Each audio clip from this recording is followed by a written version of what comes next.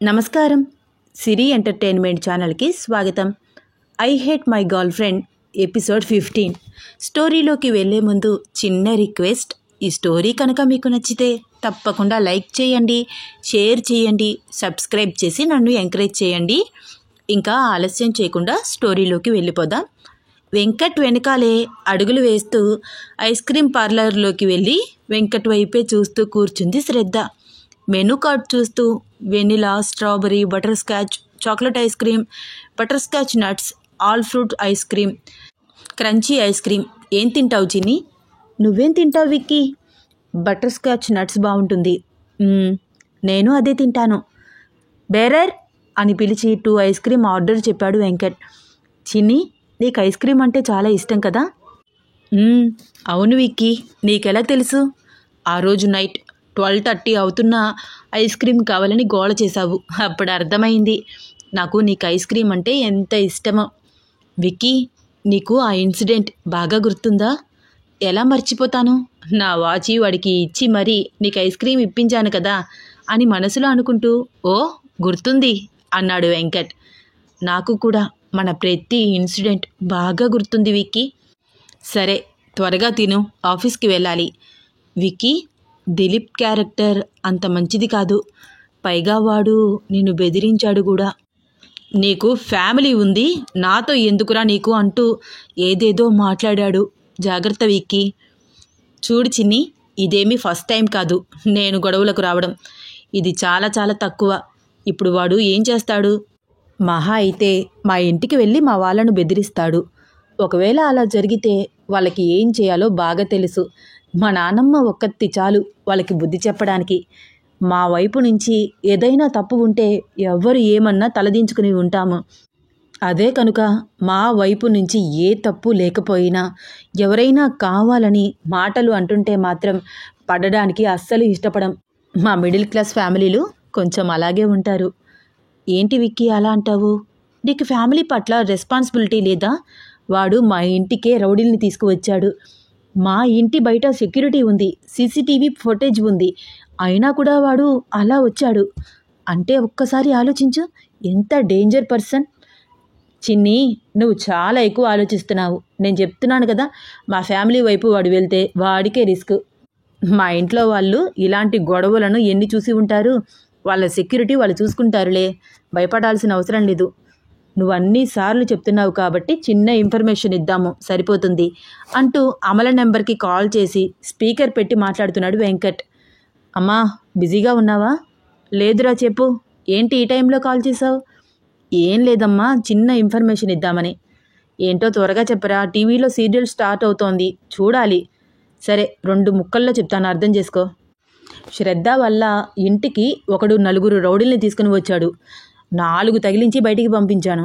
వాడు వెళ్తూ వెళ్తూ నీకు ఫ్యామిలీ ఉంది కదా, నేనేంటో చూపిస్తాను అంటూ వాగుతూ వెళ్ళాడు. కొంచెం జాగ్రత్త, ఓకేనా? ఓహో సరే, మేము చూసుకుంటానులే, నువ్వు కంగారు పడకు, పని చూసుకో అంటూ కాల్ కట్ చేసింది అమల. ఓకేనా? నువ్వు చెప్పమన్నావు కాబట్టి చెప్పాను. ఇప్పుడు హ్యాపీనా అంటూ ఐస్ క్రీమ్ తింటున్నాడు వెంకట్. విక్కీ, నాకేమీ అర్థం కావట్లేదు. నువ్వు గొడవ పడ్డావని, అది కూడా 4 రౌడీలతో అని తెలిసి కూడా మీ అమ్మగారు నిన్ను ఏమీ అనరా? చిన్ని, మా అమ్మకి నా మీద అంత నమ్మకం. నేనెవ్వరిని కారణం లేకుండా కొట్టను అని అమ్మకి బాగా తెలుసు. వరేవా, మీ ఇద్దరికి ఎంత బాండింగ్ విక్కీ. లైక్ మమ్ లైక్ సన్. నువ్వు మా ఫ్యామిలీ గురించి ఆలోచిస్తున్నావు, నేను నీ గురించి ఆలోచిస్తున్నాను.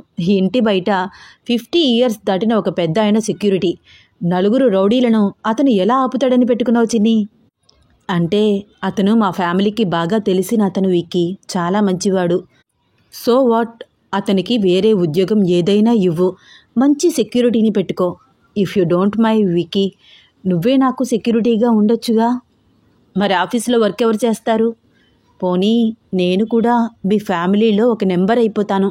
అప్పుడు నువ్వు నాకు సెక్యూరిటీ ఇవ్వక్కర్లేదు, మా అత్తగారు చూసుకుంటారు. చిన్ని, don't play games, okay? Please Vicky, పెళ్లి చేసుకోవా? చిన్ని, నాకు అర్థం కాదు. నేను అన్నిసార్లు చెప్పినా ఎందుకు మళ్ళీ మళ్ళీ అడుగుతున్నావు? నీకు ఎన్నిసార్లు చెప్పాలి? కోపంగా అన్నాడు వెంకట్. ఒక్కసారి అయినా ఓకే అంటావేమోనని ట్రై చేస్తున్నాను విక్కీ. అస్సలు అనను, నువ్వు ట్రై చేయకు. అయినా నిన్ను ఎలా పెళ్లి చేసుకోవాలో నాకు బాగా తెలుసు. నీ వైపు నుంచి వర్కౌట్ అవ్వదని పూర్తిగా తెలిసిపోయింది. సో నేను ఇంకా మా అత్తగారిని మా అమ్మమ్మ గారిని లైన్లో పెట్టక తప్పదు అని మనసులో అనుకుంటూ, ఓకే విక్కీ, నువ్వు నన్ను పెళ్లి చేసుకోను అంటున్నావు, నేనేమో నిన్నే చేసుకుంటాను అంటున్నాను. ఎవరు గెలుస్తారో చూద్దామా అంది చిన్ని. ఏంటి బెట్ కడుతున్నావా? హా అవును. చూడు విక్కీ, సరిగ్గా వారం రోజుల్లో నేను నిన్ను పెళ్లి చేసుకుని తీరుతాను. నాతోనే ఆటలు ఆడాలని అనుకుంటున్నావా? నువ్వేం చేసినా నేనైతే తాళి కట్టను. కట్టక తప్పదు, కట్టి తీరుతావు. ఏంటో నీ కాన్ఫిడెన్స్ నాకు అర్థం కావట్లేదు. నువ్వు నీ పిచ్చి మాటలు.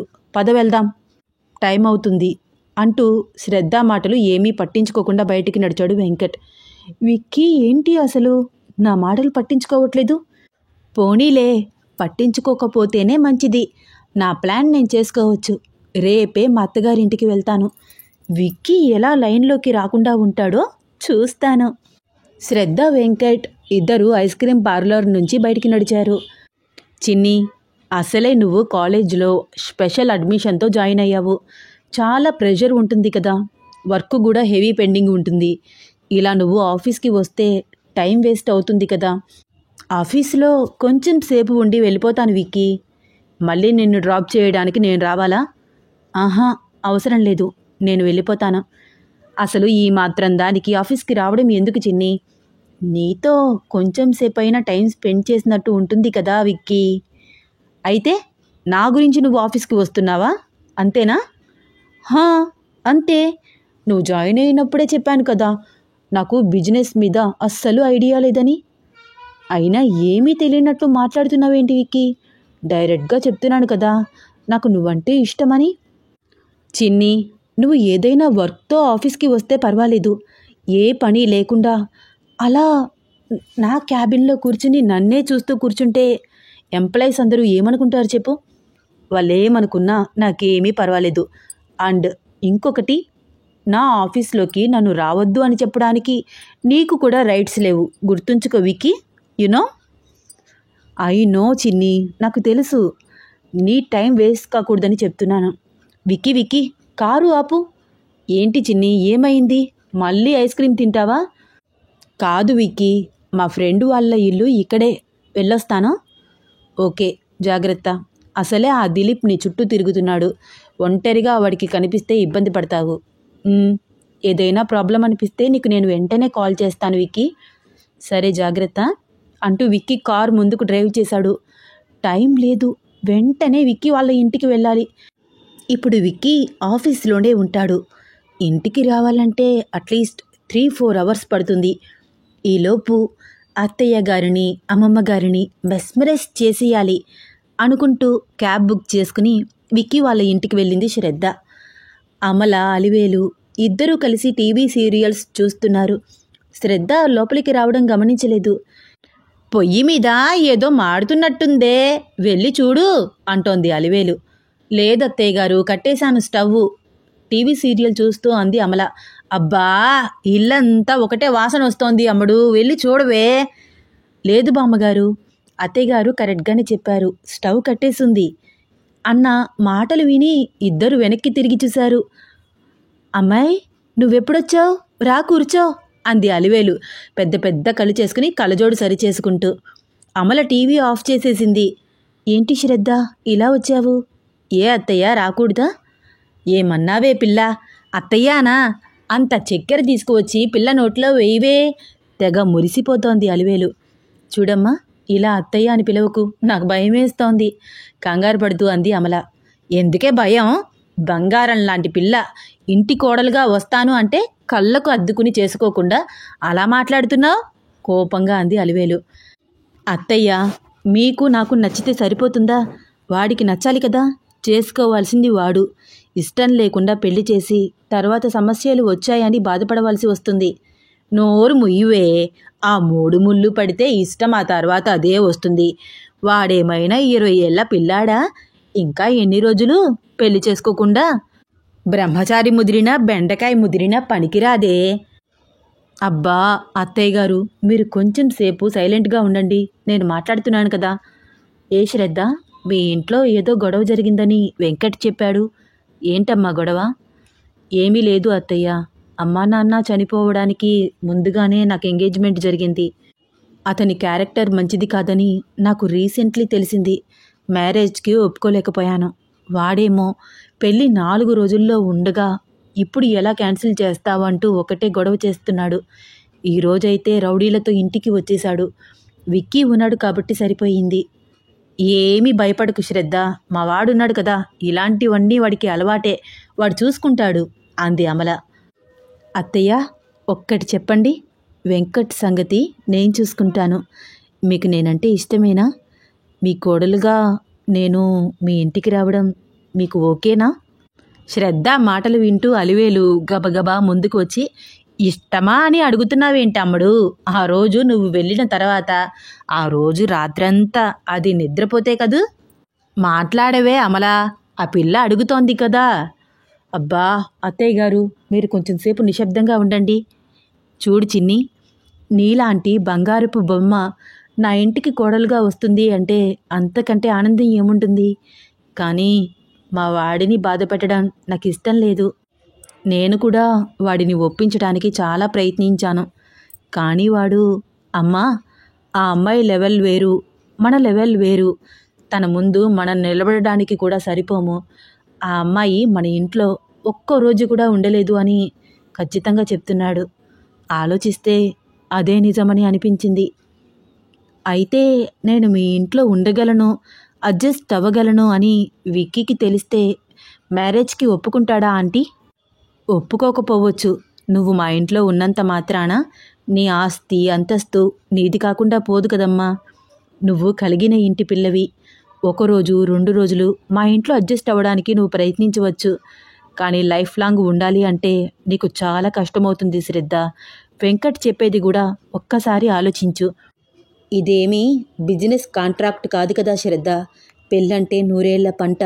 ఇద్దరూ కలకాలం కలిసి ఉండాలి. ఇప్పుడేదో అట్రాక్షన్ కొద్దీ మీరు పెళ్లి చేసుకుని రేపొద్దున్న మీరిద్దరూ మా కళ్ళ ముందే కలిసి ఉండలేక ఏదైనా నిర్ణయం తీసుకుంటే మేం తట్టుకోలేం చిన్ని అంది అమల. చిన్ని ఒక్క నిమిషం ఆలోచించి, సో నా ఆస్తి అంతస్తు మీకు ఇబ్బంది అయితే అన్నీ వదిలేసి మీ ఇంటికి వస్తాను. నా ఆస్తి అంతస్తు నాకు అక్కర్లేదు ఆంటీ.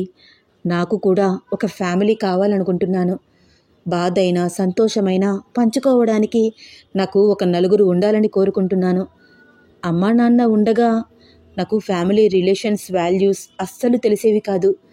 ఇప్పుడు మీరు కూడా నన్ను కాదు అంటే నాకు ఇష్టం లేని పెళ్లి చేసుకుని నా లైఫ్ స్పాయిల్ చేసుకోవడం తప్ప నాకు ఇంకా వేరే ఆప్షన్ లేదు. శ్రద్ధ కళ్ళల్లో నీళ్లు తిరుగుతున్నాయి. అయ్యో శ్రద్ధ, నేను అలా అనట్లేదమ్మా. నువ్వు మా ఇంటి కోడలు కావడం నాకు ఇష్టమే. కానీ ఇంత పెద్ద నిర్ణయం తీసుకునే ముందు బాగా ఆలోచించు. భవిష్యత్తులో ఎటువంటి ప్రాబ్లమ్స్ వచ్చినా ఫేస్ చేయగలను అనే నమ్మకం నీకు ఉంటే నాకేమీ అభ్యంతరం లేదు. అమలా, నువ్వు అనవసరంగా కంగారు పడుతున్నావే. ఆ పిల్లకి మన ఇల్లు వాకిలి మన వాడి పరిస్థితి అన్నీ తెలిసి కూడా పెళ్లి చేసుకుంటాను అని ముందుకు వచ్చింది. ఒక్కసారి ఆలోచించు. అన్నీ తెలిసి ఒప్పుకున్న పిల్ల పెళ్లి తర్వాత ఎందుకు గలాటా పెట్టుకుంటుంది అంది అలివేలు. వీళ్ళ ముగ్గురు అలా మాట్లాడుకుంటూ ఉండగానే ఒక 3 రౌడీలు తలుపు దడాల్న తన్ని లోపలికి వస్తున్నారు. సౌండ్ కావడంతోనే అటుగా చూశారు అమల, అలివేలు, శ్రద్ధ. అందులో ఒకటిని గుర్తుపట్టింది శ్రద్ధ. అత్తయ్య, వీళ్ళే మా ఇంటి మీదకి గొడవకి వచ్చారు. ఇప్పుడు ఇక్కడికి వచ్చారు. వీళ్ళందరూ దిలీప్ మనుషులు కంగారు పడుతూ చెప్పింది శ్రద్ధ. రాణి అమ్మాయి, ఏం భయం లేదు, నేను నా కోడలు ఉన్నాం కదా. చేతికర్ర పట్టుకుని పైకి లేచింది అలివేలు.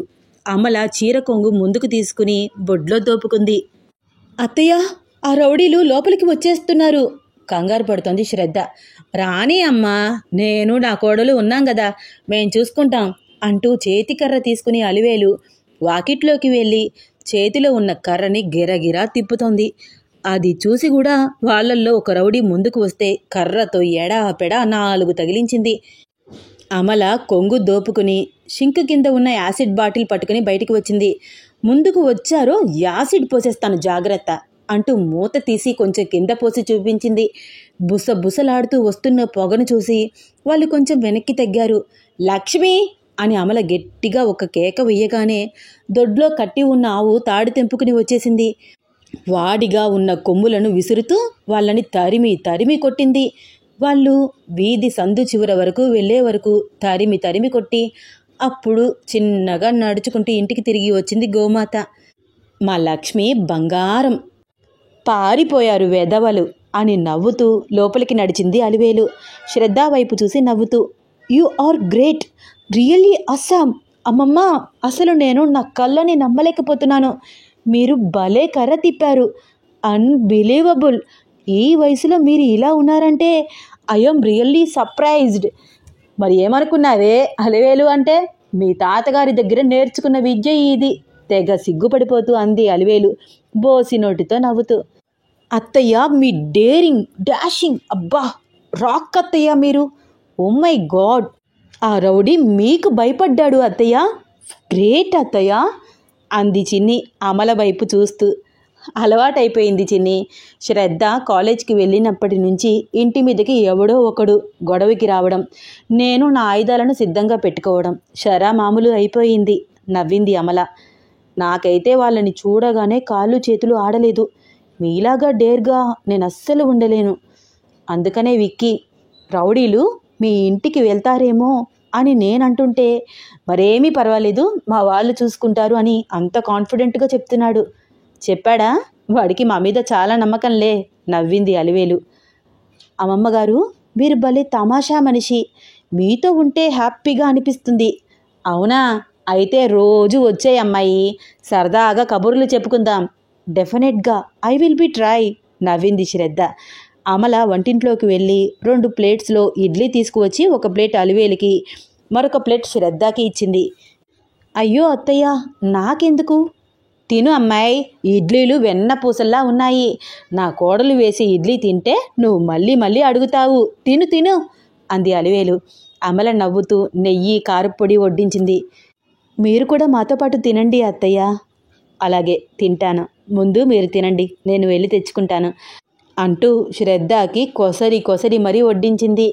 శ్రద్ధకి వాళ్ళమ్మ గుర్తుకు వచ్చి కళ్ళల్లో గిర్రున నీళ్లు తిరిగాయి. అయ్యో, ఇప్పుడేమైంది శ్రద్ధ? ఏమిటి ఆ కన్నీళ్ళు? తుడిచింది అమల. అమలని ఒక్కసారిగా హత్తుకుంది శ్రద్ధ. శ్రద్ధ, ఏమైందమ్మా? శ్రద్ధ వీపుపై చెయ్యి వేసి చిన్నగా రాస్తూ అంది అమల. చాలా చాలా థ్యాంక్స్ అత్తయ్య, ఇంతకు మించి నాకే అర్థం కావట్లేదు. నాకు ఈ ప్రేమ చాలు అత్తయ్య. శ్రద్ధ కన్నీళ్లతో తృప్తిగా నవ్వుతోంది. పిచ్చి తల్లి, ఎందుకు ఏడుస్తున్నావు? అలా ఏడవచ్చా అంటూ కళ్ళు తుడిచింది అమల. నీకు వెంకట్కి పెళ్ళి అవ్వగానే వినయ్ గాడికి కూడా మంచి అమ్మాయిని చూసి పెళ్లి చేసేయాలమ్మాయి.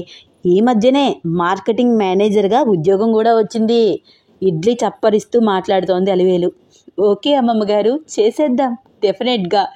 చిన్ని ఆవిడ మాటలు వింటూ నవ్వుతూ తింటోంది. అత్తయ్య గారు, మీరు మరీ తొందరపడుతున్నారు, కొంచెం ఆగండి. ఆలు లేదు సూలు లేదు, కొడుకు పేరు మాత్రం సోమలింగం అన్నట్టు ఇంకా వీళ్ళ పెళ్లి జరగలేదు. వినయ్ పెళ్లి గురించి ఎందుకు ఆలోచిస్తున్నారు?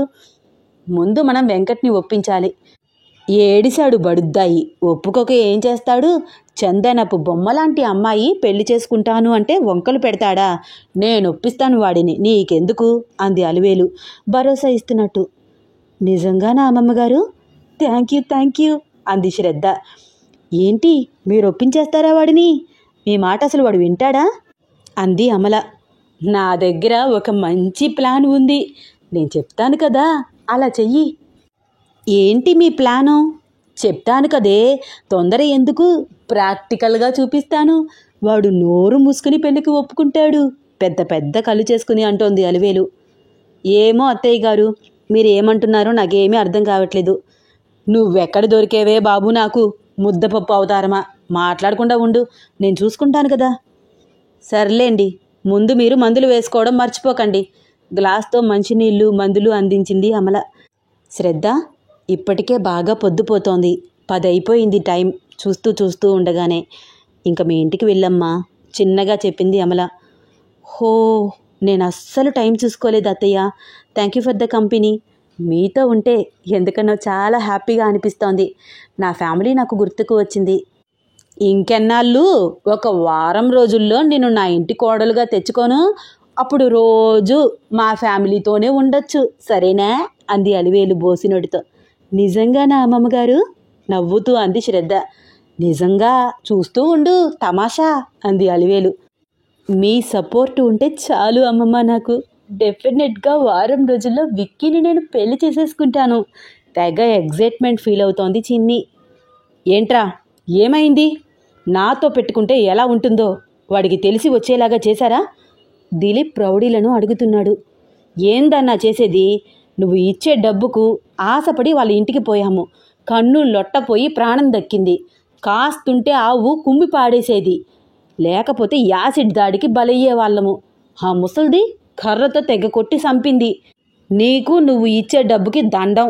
డబ్బు కోసం ఆశపడి ప్రాణాలు పోగొట్టుకోలేము. ఇంకెప్పుడు మమ్మల్ని పిలిపించి మాకు అంటూ ఆ రౌడీలు అక్కడి నుంచి వెళ్ళిపోయారు. దిలీప్కి ఈ విషయం మింగుడు పడట్లేదు. అసలు ఎవడు ఈ వెంకట్? నాకు శ్రద్ధకి మధ్యలోకి ఎందుకు వస్తున్నాడు? వీడు కనుక లేకపోతే నేను శ్రద్ధ పెళ్లి పీటలు ఎక్కడం ఖాయం. దాని ఆస్తి నా చేతికి చిక్కడం ఖాయం. బంగారం లాంటి పిల్ల పోతోంది, కోట్ల ఆస్తి పోతోంది. వీడిని ఎలా సైడ్ చేయాలి ఆలోచిస్తున్నాడు. శ్రద్ధ వెంకట్ వాళ్ళ ఇంటి నుంచి డైరెక్ట్గా వాళ్ళ ఇంటికి వెళ్ళిపోయింది. ఇంటికి వెళ్ళగానే వెంకట్కి మెసేజ్ చేసింది. విక్కీ, నేను ఇంటికి వచ్చేశాను. బాగా లేట్ అయ్యింది కదా, అందుకనే. ఆఫీస్ వర్క్ చేస్తున్న వెంకట్ ఫోన్ మెసేజ్ నోటిఫికేషన్ రావడంతో తీసి చూశాడు. ఓకే చిన్ని, టైం వేస్ట్ చేయకుండా స్టడీ కంప్లీట్ చేసి త్వరగా నిద్రపో. అలాగే, కానీ నువ్వేం చేస్తున్నావు? ఏం చేస్తాను, ఆఫీస్లో ఉన్నాను, వర్క్ చేస్తున్నాను. విక్కీ, నీకు ఒక విషయం చెప్పాలి. చెప్తే కోపం రాదు కదా? ముందు విషయం చెప్పు, తర్వాత కోపం వస్తుందో రాదో చెప్తాను. అమ్మ వద్దులే, నీకు కోపం వస్తుంది. సరే, నీకు చెప్పడం ఇష్టం లేదనుకుంటా, చెప్పద్దు. బాయ్. విక్కీ, నీతో నేను మాట్లాడుతున్నాను కదా, మధ్యలో ఇలా ఆఫ్లైన్లోకి వెళ్ళకూడదు. ప్లీజ్ చిన్ని, ట్రై టు అండర్స్టాండ్. చాలా వర్క్ ఉంది. ఏం చెప్పాలి అన్నా త్వరగా చెప్పు. సరే, నేను చెప్పిన దానికి నువ్వు రిప్లై ఇస్తావా? ఇప్పుడు మాత్రం ఇవ్వట్లేదా? నువ్వు చేసిన మెసేజెస్ అన్నిటికీ రిప్లై ఇస్తున్నాను కదా. ఓకే, చెప్పేస్తున్నాను. చెప్పవే బాబు. I love you Vicky. I am sorry Chinni. Vicky, spelling mistake. Sorry కాదు, I am also love you Chinni అని కదా టైప్ చేయాలి. హాహా, so smart. Don't play games. నేను ఎన్ని గేమ్స్ ఆడినా నీ దగ్గర వర్కౌట్ అవ్వట్లేదు. So sad baby. You try best person, okay? No, only you are my hero. Oh my god Chinni, you are crazy. Yeah Vicky, I am always crazy. Stop it చిన్ని, నాకు work ఉంది. నువ్వు ఇలాగే నన్ను డిస్టర్బ్ చేస్తూ ఉంటే నీ నెంబర్ బ్లాక్ చేస్తాను. No, okay bye. Very good. You are very bad Venkat. Chatting చూసి డల్ ఎక్స్ప్రెషన్తో టైప్ చేస్తోంది Chinni. You are so funny నవ్వుతున్నాడు వెంకట్. హహహా. చిన్ని కూడా ఎక్కిరిస్తూ మెసేజ్ చేస్తోంది. శ్రద్ధ మెసేజెస్ అన్నీ చూసి నవ్వుతూ, ఇది ఇలా మెసేజ్ చేస్తూనే ఉంటుంది, నేను రిప్లై ఇవ్వడం ఆపేస్తే కానీ సైలెంట్ అవ్వదు అనుకుంటూ ఫోన్ పక్కన పెట్టేసి వర్క్ మీద కాన్సన్ట్రేషన్ చేశాడు వెంకట్. శ్రద్ధ మంచం మీద దొర్లుతూ వెంకట్ ఆఫ్లైన్లోకి వెళ్ళిపోవడం చూసి, అసలు ఒక అమ్మాయి ఇంత క్లోజ్గా చాటింగ్ చేస్తున్నా కూడా అడ్వాంటేజ్ తీసుకోవడేంట్రా బాబు, నువ్వెక్కడ దొరికావురా నాకు అనుకుంటూ, ఇలా అయితే ఎలారా, నువ్వు మరీ ఇంత గుడ్ బాయ్ అయితే అనుకుంటూ మెసేజ్ చాటింగ్ మొత్తం స్క్రోల్ చేసి నవ్వుకుంటోంది శ్రద్ధ. వెంకట్ వర్క్ మొత్తం కంప్లీట్ చేసి ఇంటికి చేరుకునేసరికి నైట్ టైం 11 అయ్యింది. అమల వెంకట్ కోసం వెయిట్ చేస్తూ బయటే కూర్చుని కునుకుపాట్లు పడుతోంది. ఏంటమ్మా ఇక్కడే కూర్చున్నావు, లోపలికి వెళ్ళి నిద్రపోకపోయావా? అమల భుజం మీద చెయ్యి వేసి చిన్నగా కుదుపుతూ పలకరించాడు వెంకట్. అలా కాదురా, నువ్వు రాకుండా నేను ఎలా నిద్రపోతాను? ఏమైందమ్మా అలా ఉన్నావు, ఒంట్లో బాలేదా? అమల నుదుటిపై చెయ్యి వేసి చూశాడు. నాకే, నేను బాగానే ఉన్నాను, నువ్వు త్వరగా స్నానం చేసిరా అంటూ వెంకట్ చేతిలో బ్యాగ్ తీసుకుని లోపలికి నడిచింది అమల.